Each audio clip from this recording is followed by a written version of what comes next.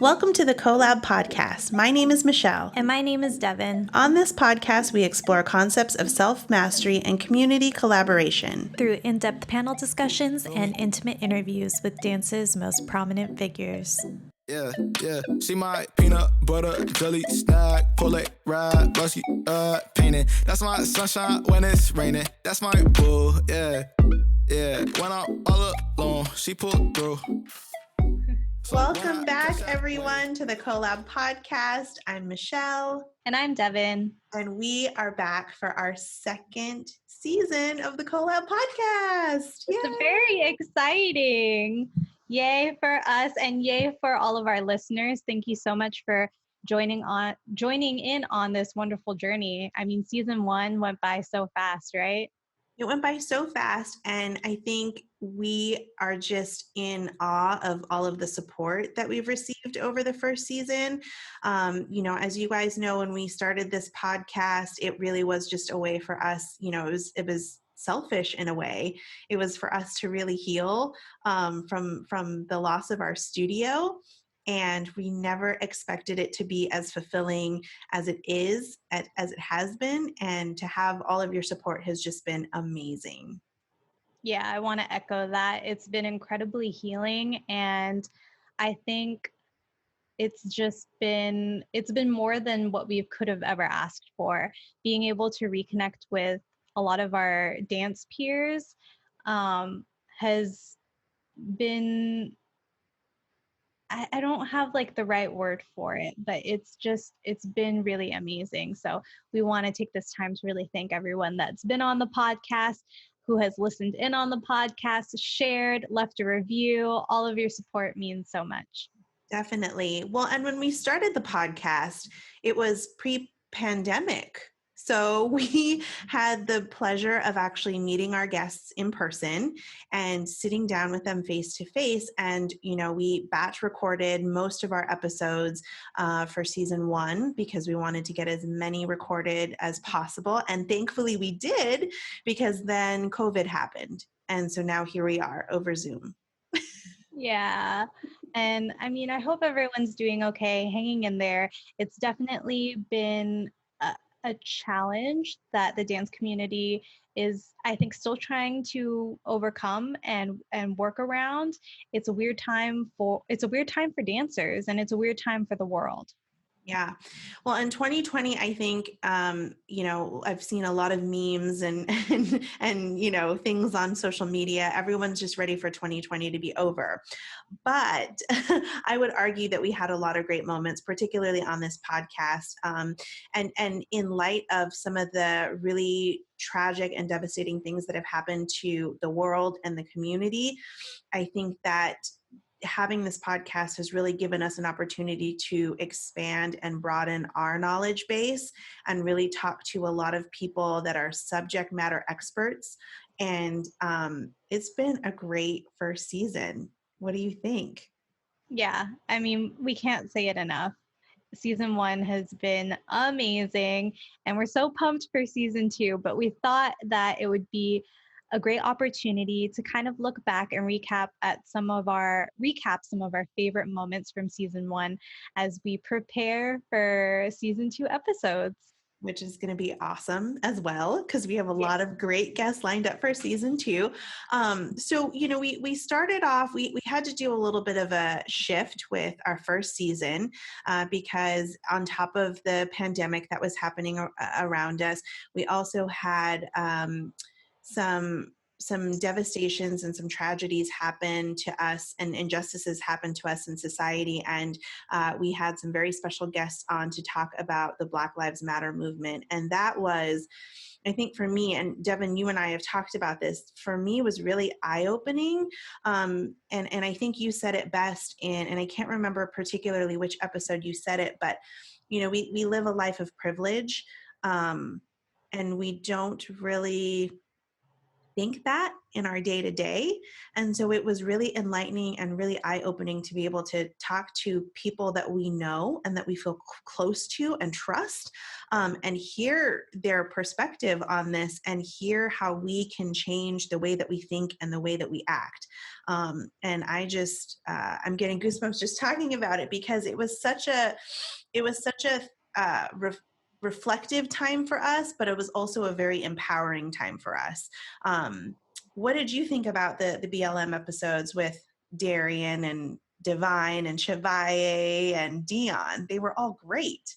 It was really great. And I just want to take this opportunity to thank all of them for taking the time to come on the podcast to talk about a very important matter. We are so grateful and so honored to have worked with all of them in the dance community very closely, and to be able to call them our friends. So in a time that is truly devastating for our world, it was really something special for us to be able to connect, even if it was just over Zoom, to hear how they were doing, to hear how they were handling these situations, and to hear how we could move forward and be of service to them. The amount of joy, happiness, and gratitude, all the moments that we've shared with those guests, Deion and Chavia and Divine and Darian, we feel like we owe it to them, to speak up and speak out about these matters, and to really impact and influence some sort of change, whether it's going to petition for something, whether it's picking up a book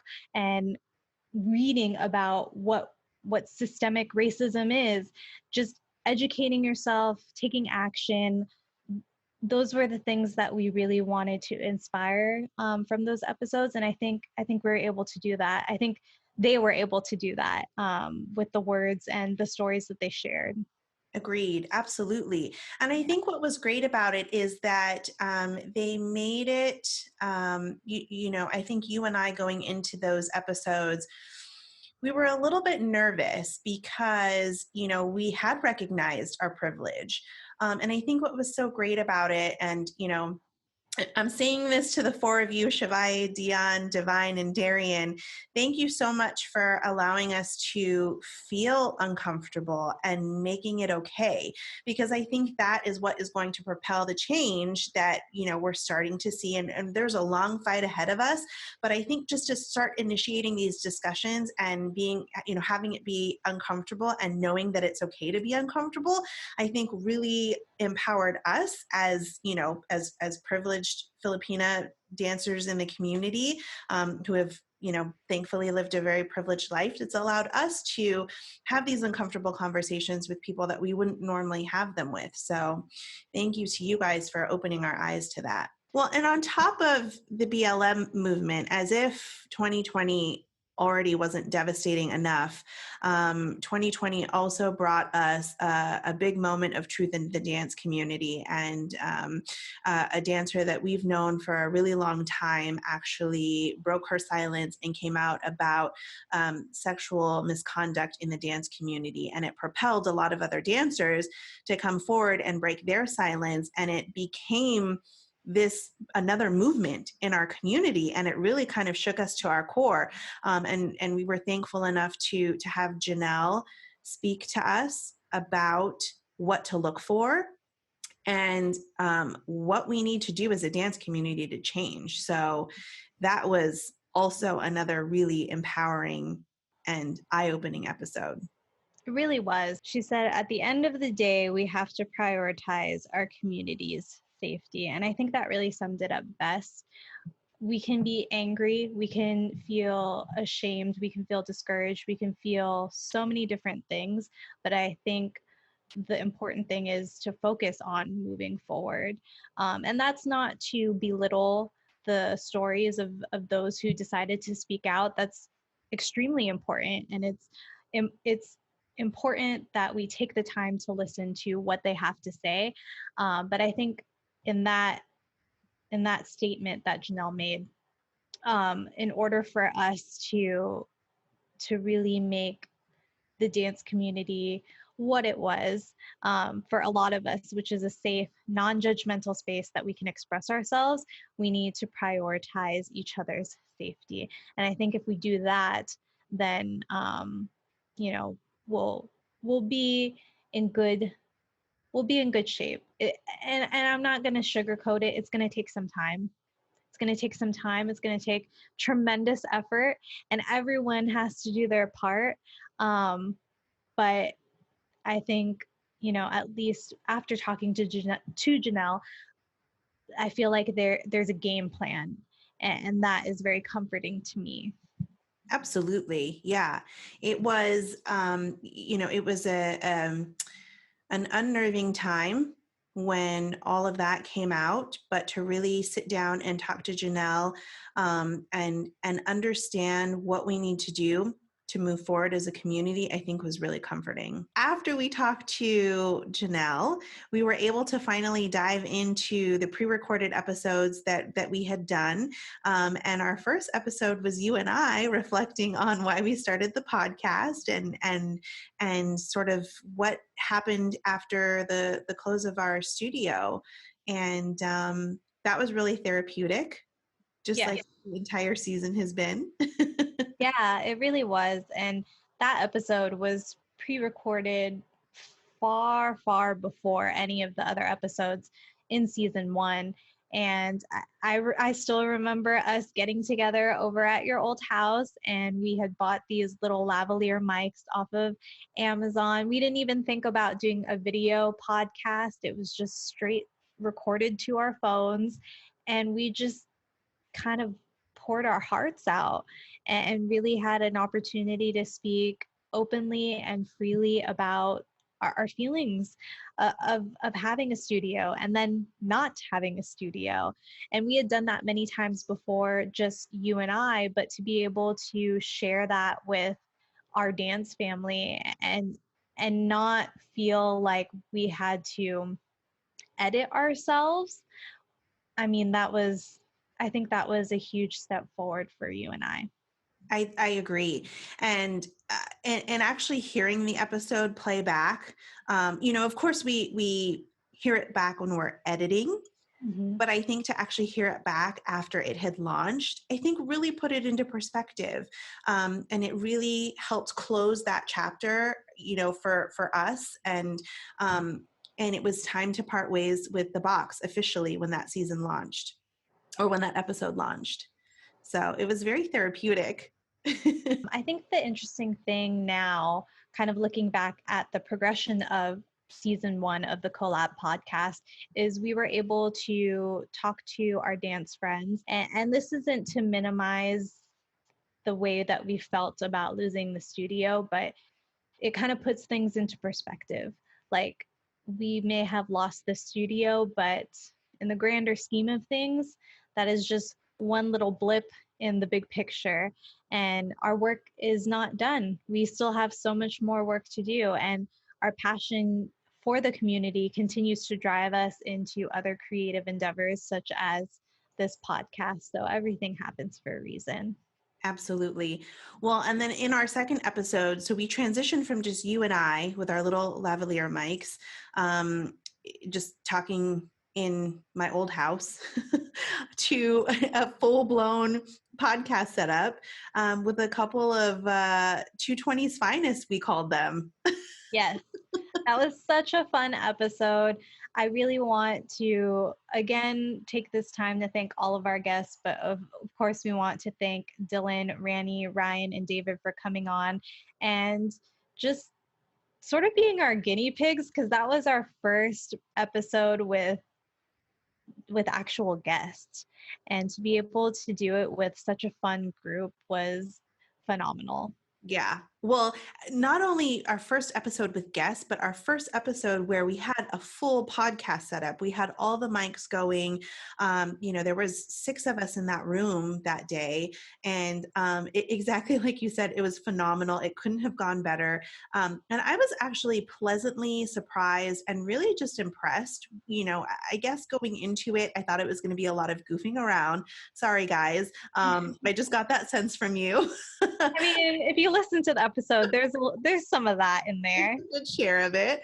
But I also was just really impressed with how um, how much they had to share in terms of their insight with the dance community and their experience on 220. I was really impressed with how grounded they were and just how focused they were in their goals and how they see themselves in the future. Yeah. For me personally, I think the thing that I enjoyed most about speaking with them is heard I've heard about 220 in passing. I've heard about 220 through Jordan and Dylan, our brothers who have actually danced on 220.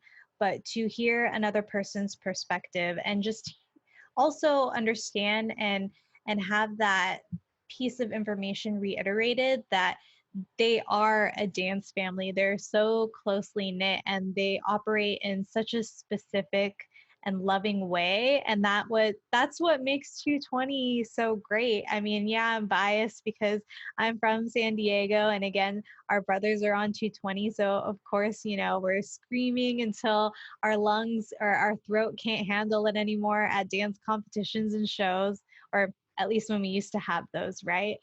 But just again hearing it from a different perspective, it allowed me to respect even more the way that 220 operates. Absolutely. I couldn't agree with you more. Well, and we carried on the 220 legacy, if you will.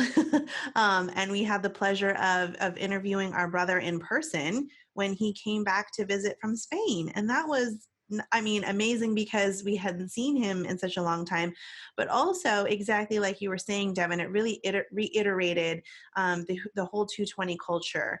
And it was great just to be able to sit down with him and just have our brother back in town.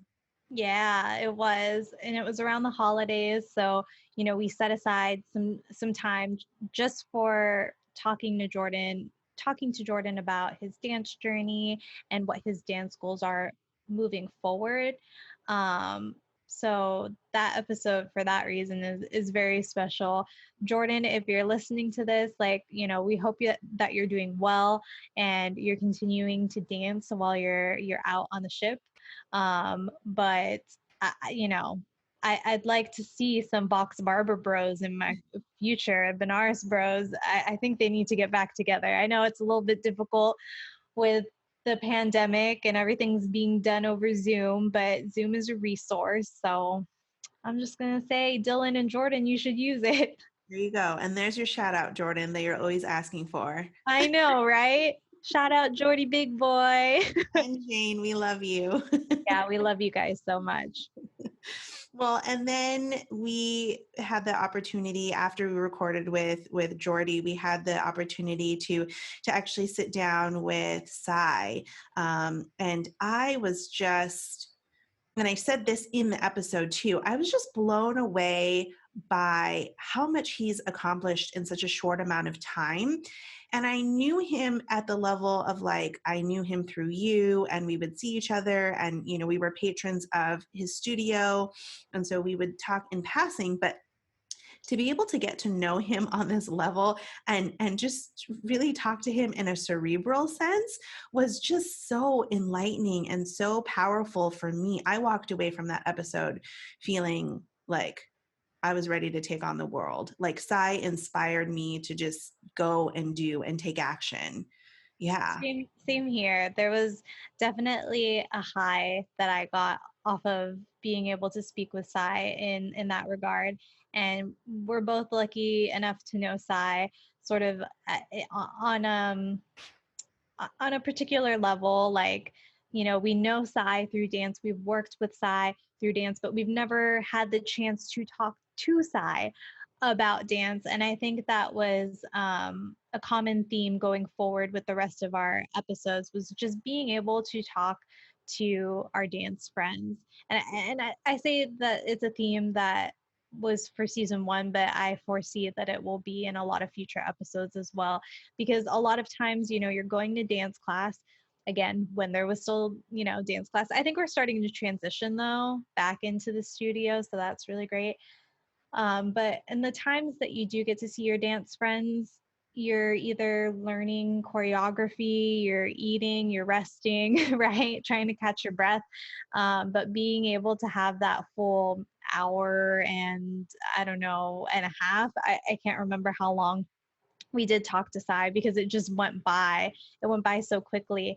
It was really wonderful. And I hope that if you guys haven't had a chance to listen to that episode, that you'll go back and catch up on any of the episodes that you guys may not have caught already. Yeah, it was a great episode, and Cye is the perfect example of setting your mind to something and being able to just go out and do. And going back to what you were saying, Devin, you know, with the studios reopening, I think Legacy Creative Dance Studio is one that has reopened, and they have found a way to make it work. So, you know, if you feel like going to take a class and you're in San Diego, that is definitely a studio to go and support, because we love Cye and we love all the instructors there. And it's a great studio and a great resource for you to check out. Absolutely. So after we talked to Cye, we talked to another 220 member, Isidro. And this was so much fun because, and we talked about this in the episode as well. You know, Devin, you and I first met Isidro way back in the day when we had the box open.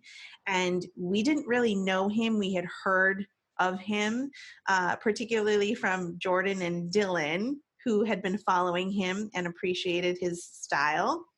And we brought him out for a master class. And I remember being really impressed with him at the time that we met with him and he taught the master class, but really being able to sit down with him again and he was just like really fun to talk to. I mean, he was also very cerebral, and he's also a perfect example of someone who, like, if you set your mind to it and you do it, you know, I didn't say that right. If you can set your mind to something and just go out and do it.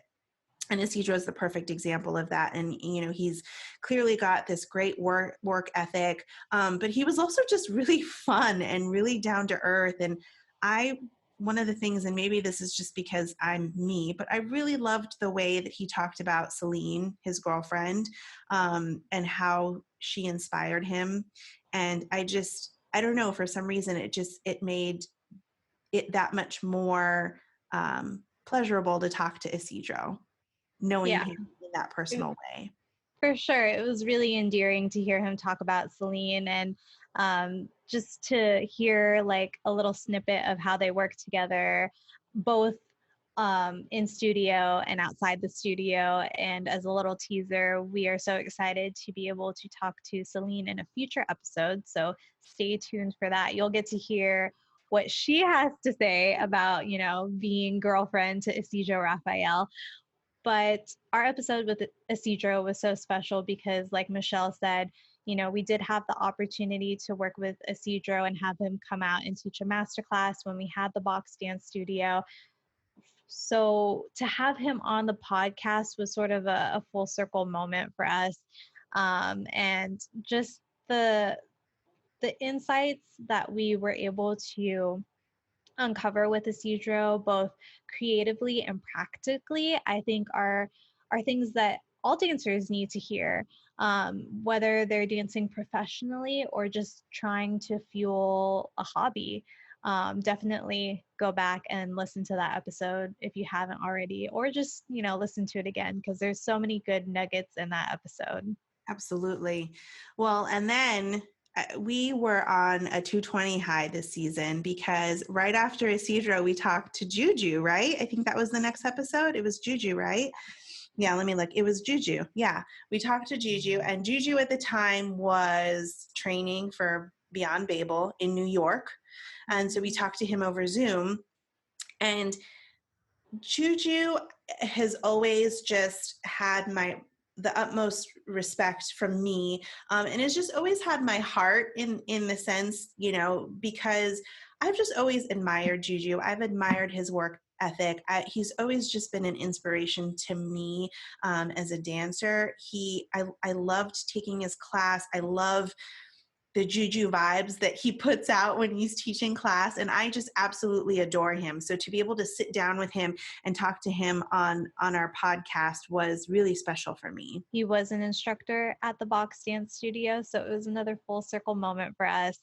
Being able to start a new chapter, start a new creative project, this podcast, and have Juju come on and be a part of it was really, really special to both Michelle and I. I think that episode was interesting because we recorded over Zoom because Juju was in New York. But little did we know that that would set the tone for the rest of the season, that all the other guests to come would be over Zoom. But speaking to having Juju on the podcast specifically, like Michelle, I'm a huge fan of Juju. There's something very special about his choreography and the way that he teaches. And it's just an honor to know someone that has so much energy and so much talent. And that's, with also saying that someone who has put in so much work and is so dedicated to his craft. I think what tickles me now that we're kind of reflecting on that episode is I have learned so much about Juju since that episode because of other guests. So you guys will hear this in an upcoming episode this season, but we talked to Kevin, and from Kevin, I learned that I already knew that Kevin and I and our brother Jordan went to the same elementary school, but we later learned, or in that episode, we learned that Juju also went to the same elementary school. So I thought that was just so funny because we've known Juju for so long. We talked to him on the podcast, but I didn't find this little tidbit out until after we talked to Kevin Belisario. And again, that's an episode that's coming up this season. So be sure to stay tuned for that. That was a lot of fun. Well, and I also didn't know that Juju was a gamer. I learned that. And I also didn't know that he, was a lover of anime. So I feel like, again, going back to this whole, we see people and we know people and we consider them part of our dance family. But to really know them on this level has been really special for us. And of course, we couldn't go the first season without having Chavia on an episode. And it's just, talk about dreamy, but also just talk about fun and loving and humble. And again, another dancer that we have absolutely nothing but love for. Chavia, we did feature him on one of our BLM episodes, but we wanted to talk to him a little bit more in depth because, we met Chavia. He was one of the first people to help us open the box. And, he had team meetings with us or director meetings with us in our parents' house. He would come over and it was you, me, and Chavia and Erik. And so, Chavia has been with us from the beginning. So we absolutely had to have him on the podcast. And he was another one that, I knew him on the level of I got to see him all the time, but I didn't know everything that he had accomplished. I didn't know that he was as famous as he is. Yeah, it makes you feel like kind of starstruck, oh my gosh, I know him, and I say that sort of poking fun at Chavia, but I also say that in honesty because he really is such a talented person. He has been an amazing friend. And to be able to say that we've worked with him is something that I never want to take for granted. And to have him on the podcast to just kind of talk about his journey as a dancer and also just a performer entertainer in the industry, I think was really cool. Definitely. Oh my gosh. Well, and then we wrapped up our season with none other than Erik Molina, who, we said this again in the episode. Erik has always been our guiding light. We've always looked to Erik for advice, and just to be our positive light when things got really scary at the studio, and we had the fear of losing it. Even though Erik wasn't with us in the studio anymore, he was someone that we always went back to. We always got him and Chavia on the phone, and said, what do we do? What is our next steps? And I think it was really special to wrap up the season with Erik, and be able to talk to him from his home, in Sacramento, or Northern California. I guess it's technically not Sacramento. And I just adore Erik, just as I've said about every single one of our guests. But it was really great to be able to sit down with him and talk to him. And I didn't know a lot about his history, how he got started with dance. I didn't know a lot about emphasis. So it was really great to be able to hear a lot of that backstory that I didn't know about Erik before. Yeah, Erik has been with our family, I guess you could say, our dance family, but also he's become such like a huge part of like our actual families. I think, our mom and dad are always asking like, oh, how's Erik doing? Did you guys talk to Erik? Or, oh, I saw Erik posted on Facebook. And like that's a very special bond. That's a very special bond that we have with Erik. And to be able to close out season 1 with Erik, I think it just felt right. And I know we said this in that episode with him, and I know we've said it so many times to Erik, but just want to thank him for his support and for his guidance.